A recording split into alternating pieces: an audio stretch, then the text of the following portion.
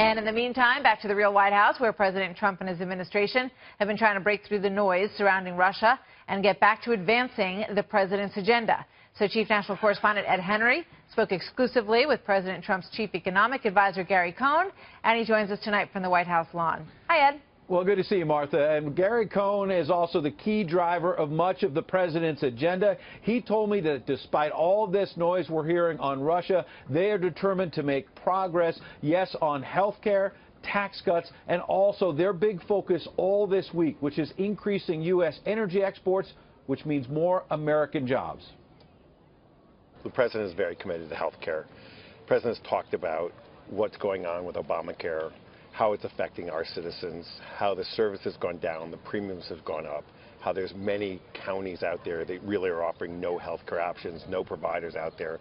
The president's committed to fix this. He's meeting with the senators as we speak right now. He's actively engaged and wants to see this to the finish line. But how do you fix it when it appears like Republicans on the Hill just don't have a consensus?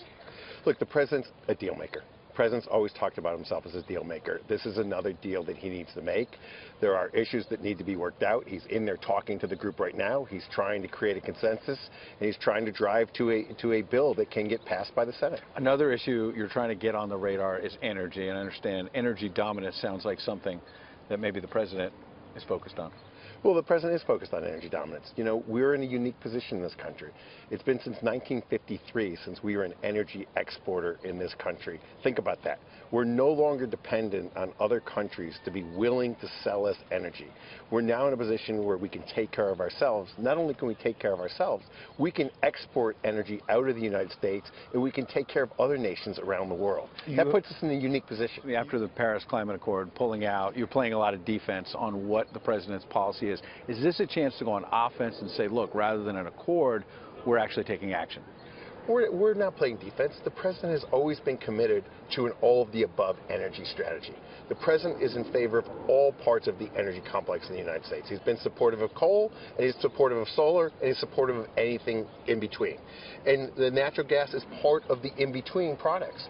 We continue to do things in the administration that make energy viable in the United States and make us energy dominant.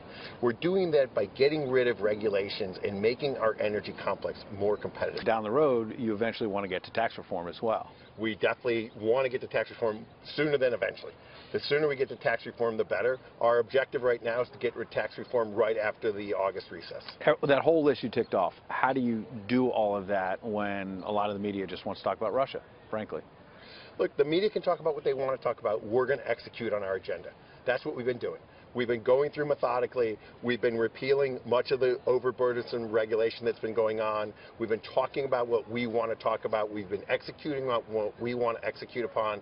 We've been meeting every day with tax people. We've been meeting with listening groups. I've got another listening group today talking about taxes, talking about a tax bill, talking about what we need in this country to drive taxes to a place that stimulates economic growth. We're going to do that.